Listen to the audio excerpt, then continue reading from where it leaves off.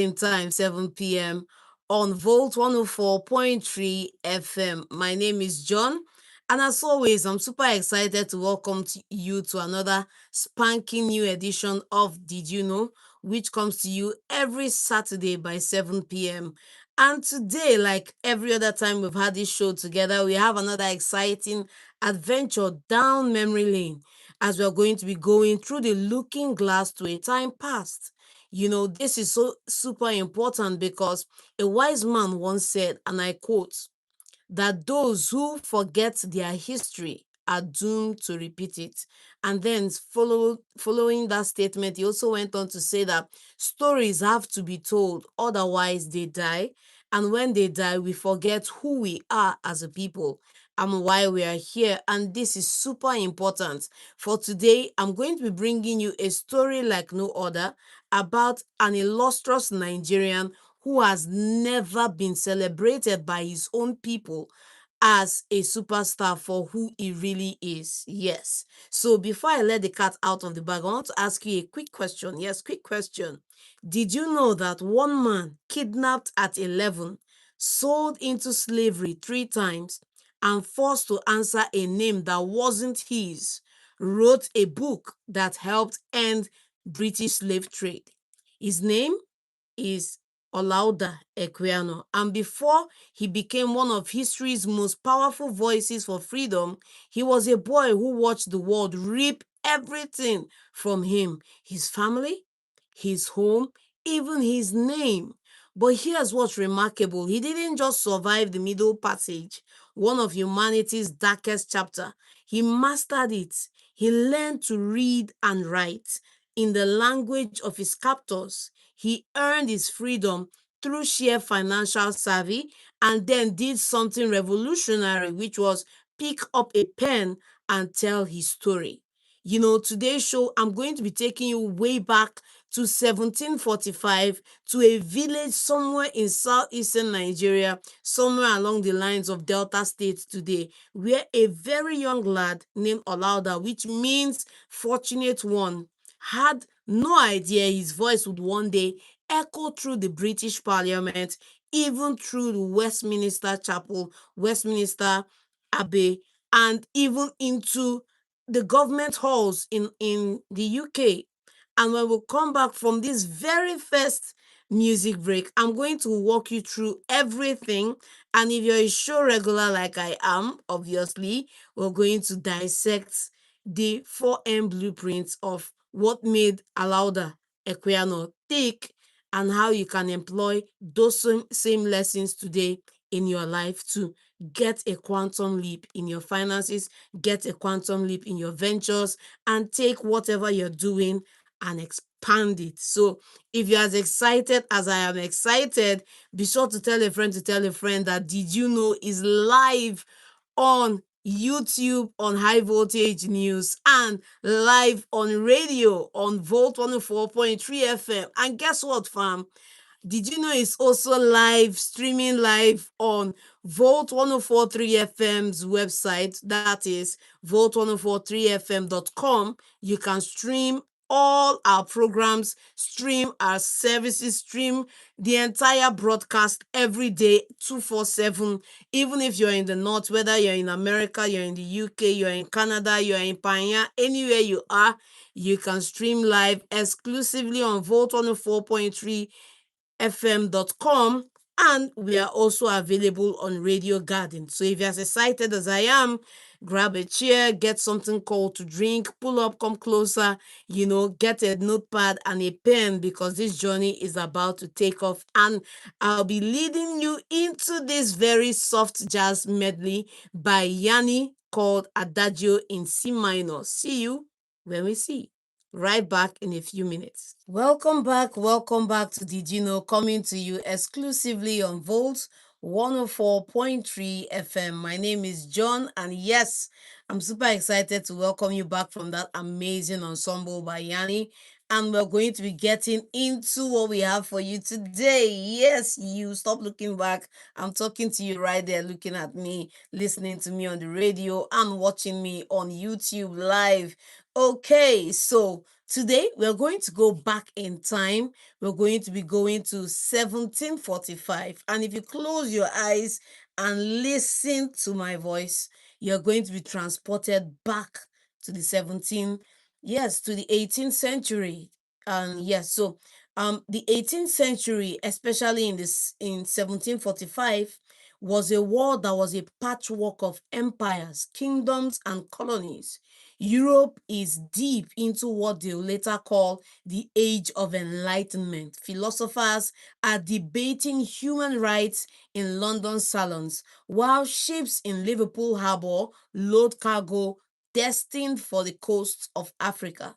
And in southern Nigeria, in Igbo territory, life moves to a different rhythm. The Kingdom of Benin's influence stretches across the region. Villages are organized, governed by councils of elders, bound by law as sophisticated as any European system. Children named after virtues and events. Olaudah, meaning fortunate one, is a name that carries the weight of expectation, a commanding voice, a leader, and someone that the world is going to hear about for generations to come. Yes, in the village of Esaka, a boy being raised to follow his father's footstep. His father is a chief, an elder, a judge who settles disputes and maintains order. And the boy learns early the values of cleanliness is virtue, community is survival, tradition is wisdom, and they practice a whole lot of different communal practices that were actually prevalent in southeastern Nigeria way back then. Okay, the society structure is somehow complex, layered, and thriving, but across the Atlantic, a different economy is thriving too. The transatlantic slave trade is in full force. Ships bearing human cargo are cutting across the ocean waves daily. In the 1700s, an estimated 6.5 million Africans were forcefully transported to the Americas. That's about 6.5 million stories of people, children, adults, severed from their families, their future stolen from them, lives reduced to ledger entries. Young Olaudah did not know this yet. He was only 11. He was still living in his whimsical world of reality, being molded by life in the safe haven of his father's compound. Also, he thinks, you never know when the world is going to throw a curveball at you. But rest assured, whatever the curveball life throws at you, there's a reason to the madness, or let me say, a melody to the symphony that's going to be happening, right? So, whatever it is, just let it be and then think on your feet. So, Olaudah Equiano, the youngest son in his family, his father's favorite. This story is almost sounding synonymous to the story of Joseph and his brothers, but unfortunately, it's nowhere near the same thing because he never gets to come back home again. Guess what? Even till date, we have not yet received this talent, this personality, posthumous award for his achievement hasn't been given. Even from any state in the southeast, he hasn't been received by his own, which makes it striking to say that statement that a prophet is not really known in his hometown. And as we go on in this story, you are going to see why. The most important thing is, though, that he actually gains the acclaim, gets valued and revered in the United Kingdom. Okay, so back to the 1745. Okay, yes, back to that. His name itself is a prophecy: eloquence, command, and fortune. Naturally, he is curious, intelligent, observant, and he watches his father arbitrate disputes, notices how respect is earned through wisdom, and how community is maintained through balance. In his culture, hierarchy isn't oppression, it's order. Even slavery exists in the Igbo society, but it is fundamentally different from what Equiano is about to experience. His world, enslaved people can still walk their way to freedom, even marry into families. Servitude isn't permanent, isn't heritable, and isn't dehumanizing. But Equiano is about to learn that not all forms of bondage are equal. This is because he is soon to be stolen from his kindred, stolen from his clan, just like another young man from the southern eastern part of Nigeria, Jaja of Opobo, was actually stolen. So there's a lot of symphonies of characters at work in this story, but that story for another day. I think we've done justice to Jaja of Opobo. We are talking about Olaudah Equiano. Yes. So on an ordinary day in 1756, Olaudah and his sister are left to guard their family home. The adults are working in the fields. A normal routine day. There's an adage that says that the day that something is going to happen is going to look just like an ordinary day. I don't want to get lyrical on you or get spiritual on you or whatever. The story about two people being in field and one person taken. Sound familiar, right? Yes. So the adults are in the field working. It's a normal routine day until slave traders, African intermediaries working in the coastal trade networks, climb over the compound walls and seize Olaudah and his sister. Just like that, in seconds, his entire world ends because the children are gagged, bound, carried away through the forest, and they travel for days, sold from trader to trader, moving further and further from everything familiar to them. At one point, Olaudah and his sister are reunited briefly.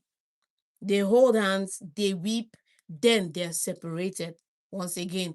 And he never sees her again. He never sees any family member again.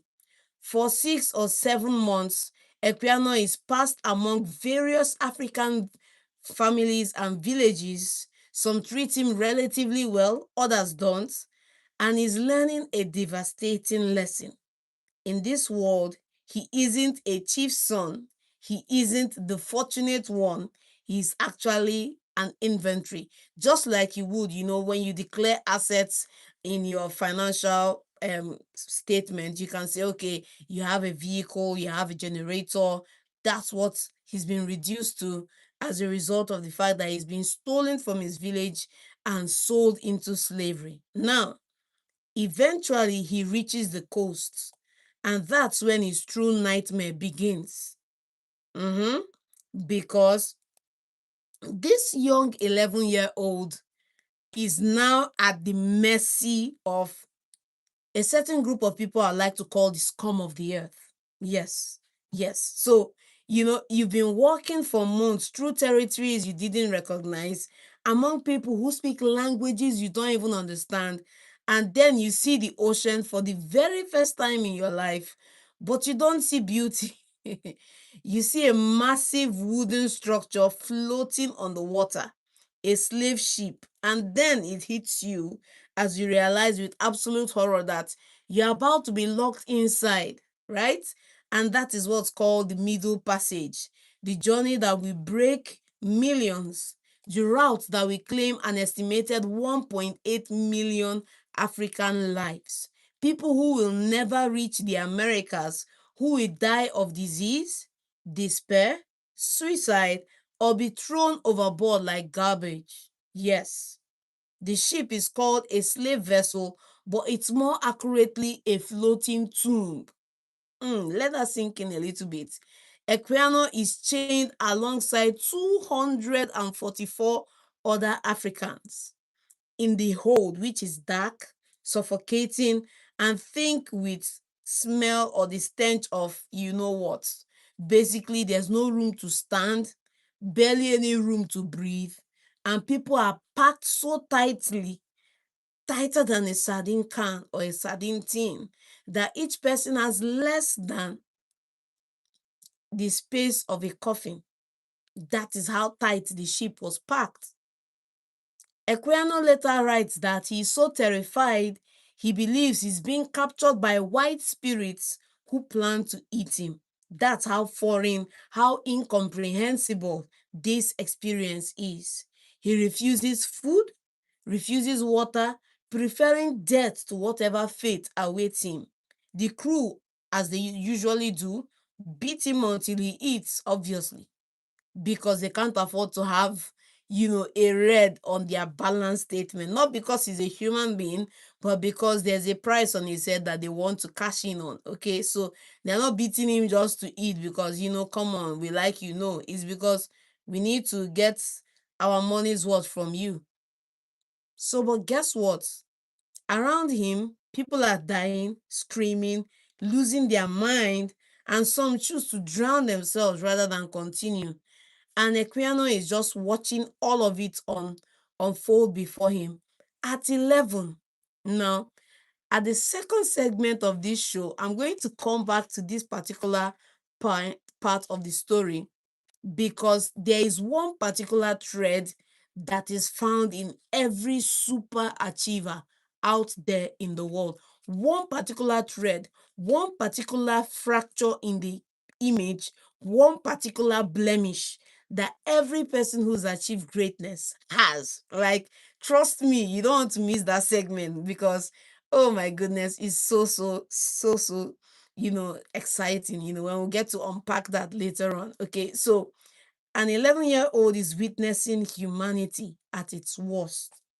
Yes. And finally, after months of sailing, because imagine now in today's world, you spend hours flying across the world.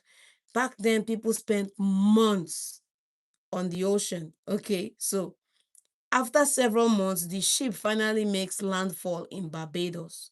Briefly, then continues to Virginia, America, where Equiano finally stumbles onto American soil. He's been stripped of everything, like we said before. I don't want to go over it again. And like most slaves who survive the Middle Passage, as it's fondly called, he's purchased by a Royal Navy officer named Michael Henry Pascal, who gives him a new name, Gustavus Vasa, after a 16th century Swedish king. Of course, Equiano resists. He prefers the name Jacob given to him earlier, but Pascal physically punishes him until he submits. His identity, like we said before, totally erased. Word for word, name by name, everything is gone. But here's where Equiano's story takes an unexpected turn. Pascal, unlike many enslavers, recognizes also that education makes laborers more valuable. And so, when he didn't need to, he sends Equiano to London periodically, where he lives with Pascal's relatives, the Guren family, who teach him to read and write English. And this singular act changes everything for him, because he devours education. Like, he learns not just to decode words, but to wield them. He studies navigation, mathematics, maritime trade. While enslaved, he becomes literate, numerate, and strategic, right? Remember that saying from the story of Frederick Douglass, that never let a slave read or write, and much less read the Bible. Guess what? It's going to happen in this story, because he is now literate, numerate, and strategic. And so he's working on naval vessels during the 7 Years' War, hauling gunpowder to gun decks during combat, witnessing major battles, including the Siege of Louisburg and the Battle of Lagos. Yes, we'll come to the Battle of Lagos maybe on another show, but the Battle of Lagos. And in 1759, he is baptized at St. Margaret's Church in Westminster. His godparents are the Guerins and Pascal's cousins, who've grown fond of him. Christianity becomes central to Equiano's identity, not just as faith, but as framework. And he'll later use these Christian arguments to dismantle Christian justifications for slavery. But in 1762, Pascal betrays him. After years of promises that Equiano would be free, Pascal instead sells him to Captain James Doran, who transports him back to the Caribbean, back to Montserrat, back into the machinery of plantation slavery. And of course, like any normal human would be, Equiano is devastated because now he's 17 years old. He's lived a good life. He's learned, he's now literate. He understands systems thinking. He understands trust is a luxury enslaved people cannot afford. He's learned all the nuances, that were offered to him. And this is one of the lessons we'll talk about later towards the end of the program, when we're going to talk about the fact that when life throws lemons at you, you need to be able to unpack those lemons and extract value, right? When life permits you to be in certain corridors of power where things are done, you need to open your eyes and watch how things are done and pick a note or two. We'll come back to this, okay? So, but this betrayal teaches him something crucial. You cannot rely on anyone's promises. You must create your own freedom. And like Jaja of Upobo once said, you must create your own luck. You must choose freedom rather than be acquiesced to living in slavery. And so he does. And his next owner is Robert King, a Quaker merchant in Philadelphia. Robert recognizes Equiano's skills immediately, like literacy, numeracy, maritime experience. Instead of sending him to the fields, King employs him as a deckhand, clerk, barber, and trader. Talk about 4 skills in one. And of course, we'll piggyback to that later on in the show. And that's where the genius move begins. King allows Equiano to conduct his own trading on the side. Shout out to all my side hustlers out there, okay? Equiano begins buying and selling goods, fruits, glass tumblers, small merchandise, and sells them between Georgia and the Caribbean islands. He's essentially running a side business while still in slavery, and he's learning capitalism from the inside out, okay? And for the next 3 years, Equiano saves every penny he negotiates, he trades, he calculates, and on July 11th, 1766, at the age of just 21, he purchases his freedom for £40, roughly £6,900 today, and he walks away a free man. Now, imagine what it must have been living in slavery and working your way to freedom. And finally, not for long, you are brought back into slavery yet again. Okay, it's like there's a lesson in that whole madness that he didn't learn or he didn't master, or something is orchestrating him back into slavery. Equiano quickly learns that freedom is precarious when you are black in the Americas. And shortly after his emancipation, while loading a ship in Georgia, he's nearly kidnapped back into slavery. That's when he realizes that he cannot stay in America again. And so around 1768, he leaves for England. In London, Equiano finds community, friendship, and he also befriends Granville Sharp, Britain's leading abolitionist. And that's where the story finally starts taking a different turn. Yes, and at this juncture, I want you to pause and ponder on what has just been said. We'll take a very brief break right here, and I'll be right back. Stick around, guys. Welcome back. Welcome back to Did You Know, coming to you exclusively on Volt 104.3 FM. Yes, we are back, and we're going to continue our story, our journey for today.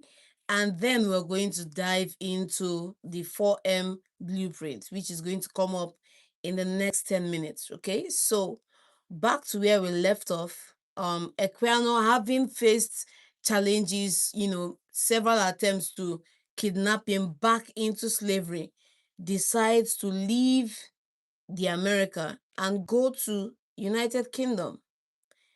And when he arrives in London, he finds community, he finds friendship, and befriends Britain's leading abolitionists.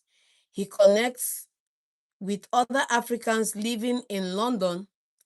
In 1787, he co-founds the Sons of Africa, the first Black political organization in Britain, alongside Ottobah Kuganu. And then in 1783, something happens that changes the trajectory of his life. Equiano learns about the Zong massacre. A British slave ship, the Zong, had been carrying 442 enslaved Africans when the crew claimed they ran low on water. Over 3 days, November 29th to 1st of December in 1782, the crew threw 132 enslaved people overboard to their deaths. And they did this because the ship owners claimed the insurance money would cover their costs. And of course, they ran low on water, so they couldn't give water to the crew and the 442 slaves. So they threw 132 enslaved people overboard to their deaths. And they did this so the ship's owners could claim the insurance money, because enslaved people who died of natural causes weren't covered, but enslaved people jettisoned to save the ship were actually covered. And so 132 human beings were murdered for insurance fraud.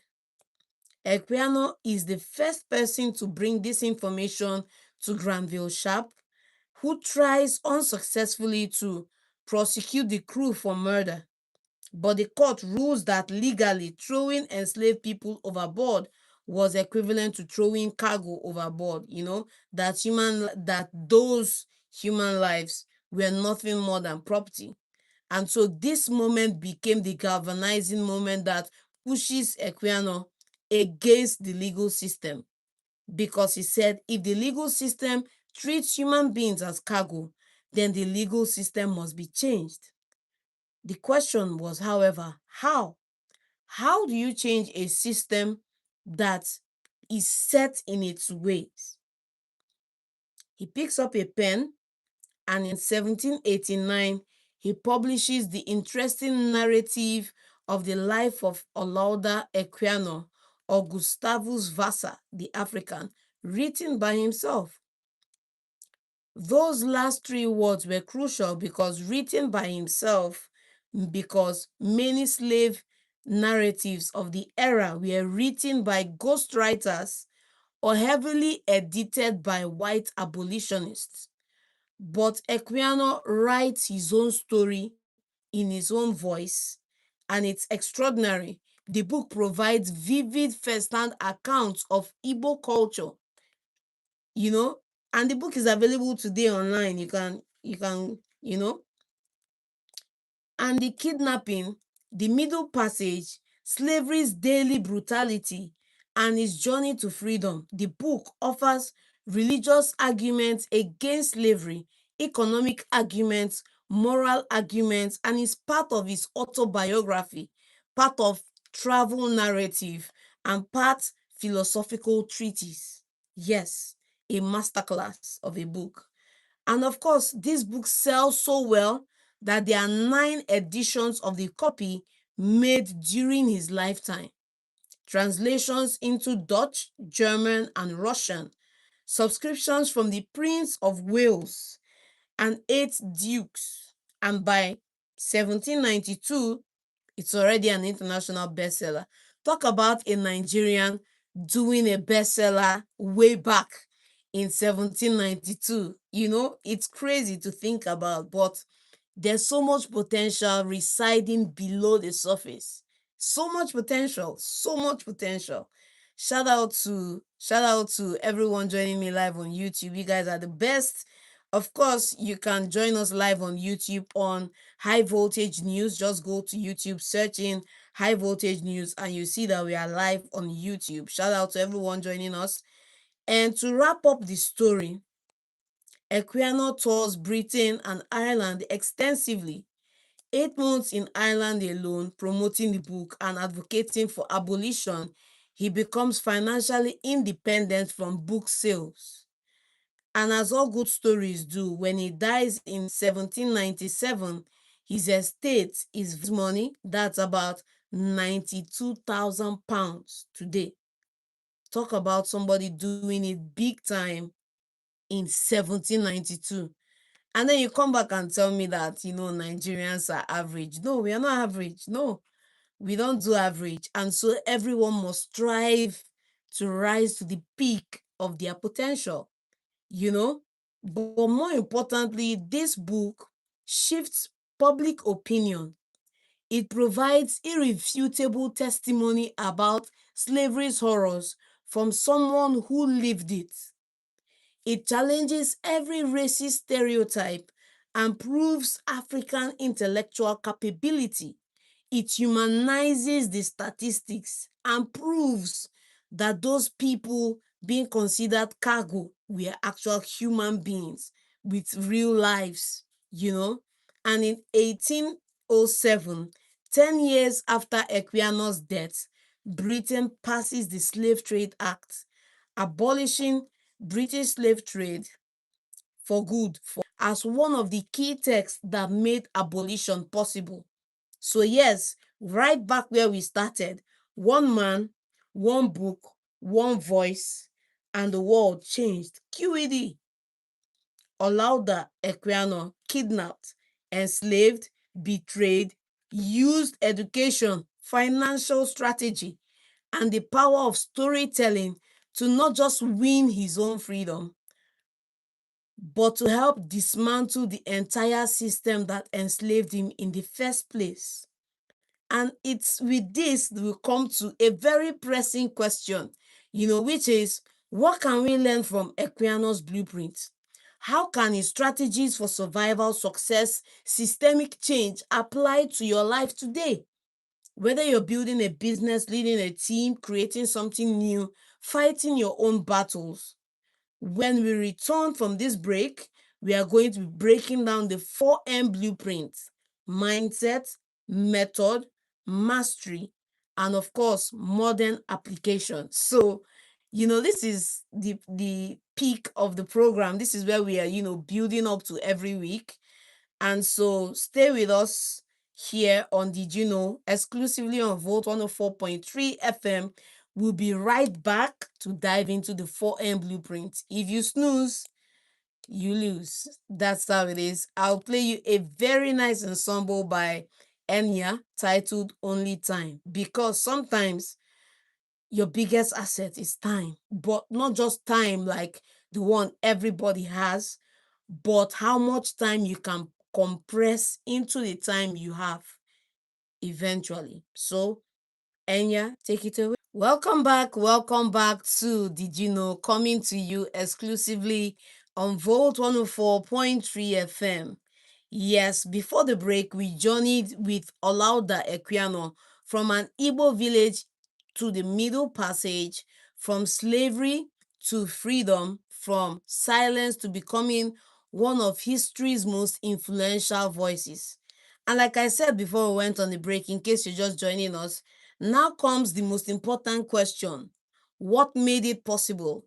How did an 11-year-old kidnapped, taken into slavery, transform himself into a man who changed legislation, shifted culture, and established an entire literary genre?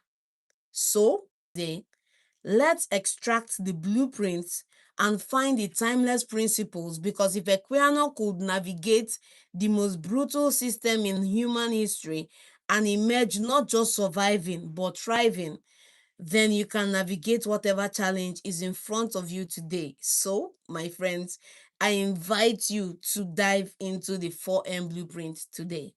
So, starting with the first one, which is mindsets. What were the core beliefs that powered Equiano through horror and into history. If you've been following this show for a couple of weeks, you will know that it comes down to this same one. In fact, we've gone through it a whole lot. The first one is that your circumstances do not define your worth. From the moment he was kidnapped, told he was nothing, reduced to cargo, less than human, he never internalized this lie into his mindset. He maintained a sense of inherent dignity even when he was forced to submit to a new name. And he remembered his name, Olaudah, meaning the fortunate one. Sometimes, like we say in Igbo culture, names are a virtue. Sometimes names for children are born out of the experiences that led to their birth. And sometimes names could also be a prophecy over a child's life, and so whether it's prophecy or born out of experience, you can always look at the antonym or synonym of your name to draw strength. Because at the end of the day, you can either have emotion or you can have progress, but you can't have both. And if you're in the progressive camp, not the, you know what I mean, you need to choose progress over emotion. And so he chose progress over emotion, and he did not let that thing define him. The second belief that he held that was vital for his success later on in life is the value for education as the ultimate leverage. Trust me, education is the ultimate leverage. Okay. I want to give you a direct quote from his writing. Now, this is Olaudah Equiano, your Nigerian brother from 1792, writing these words I'm about to read out for you right now. He says, and I quote, "I regarded learning to read as the greatest blessing of all." Think about that. Learning to read as the greatest blessing of all. Because in the midst of enslavement, violence, degradation, Equiano identified literacy as the key to power. And he wasn't wrong, because that ability helped him learn skills, and a couple set of skills helped him transition from being just a slave into a slave with a side hustle. Trust me. And enabled him to buy his freedom. Okay, so I don't want to dwell too much because we are pressed for time right now. The third thing under mindset is that freedom is something I create, not something given to me. It's same thing for Jaja of Opobo. Freedom is something you create. If you seek freedom in your life, whether it's time freedom, financial freedom, freedom, whatever it is for you, you know your own self, right? It is something you create, which means it's not, nobody is going to come out, the sky won't open and somebody will drop it on your lap, right? It's something you create. So you need to look inward, look at the skill sets, look at the giftings, look at the things you've been given, because everybody has something. Trust me, it may not look like it. Trust me, you have something. Yes, so he had his own skill sets.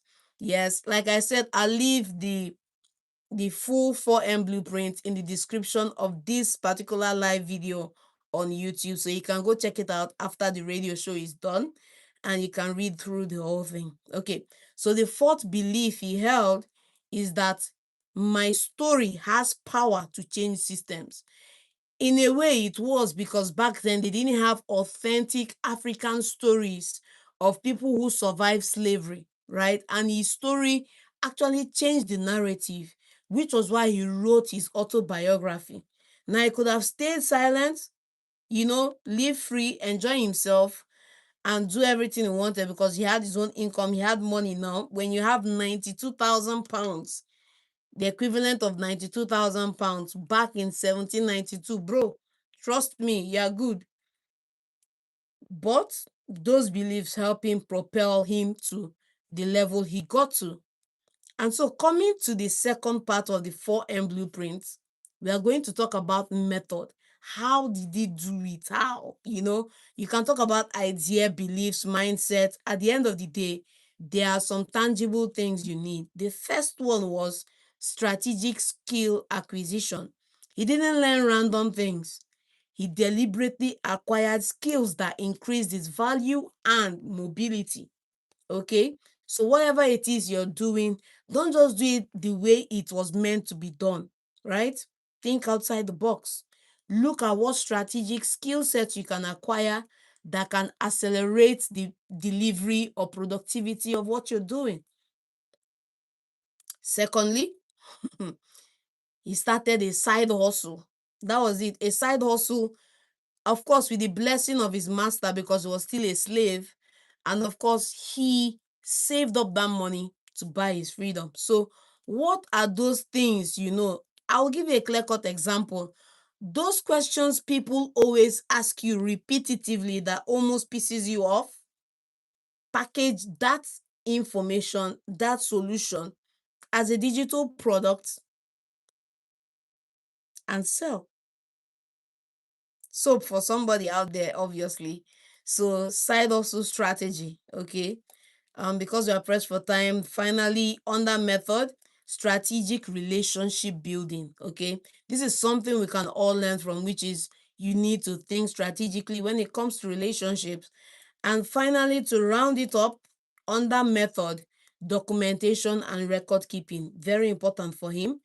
And publishing as a platform, very important. If we ended the show right here, we would have delivered a fantastic show because in his day, he was writing actual books. Today, it may be writing a blog post. It may be making content in a niche. It may be downloading information into products that can be sold while you are sleeping. It may be publishing content. So, whatever it is, you know what it is.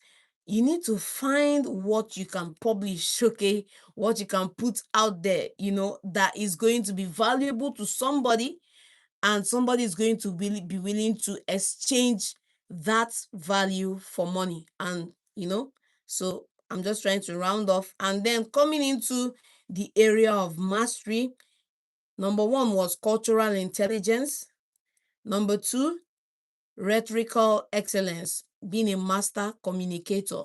When we talked about the 4 levels of value, we said that the third level of value, right, is the level of communication. The first level is implementation. The second level is unification. The third level is communication. And the fourth level is ideation, which means the lowest level of value in any institution are the people that just have hand knowledge, skill sets, right? That's the lowest level. The level above that are people that can manage other people.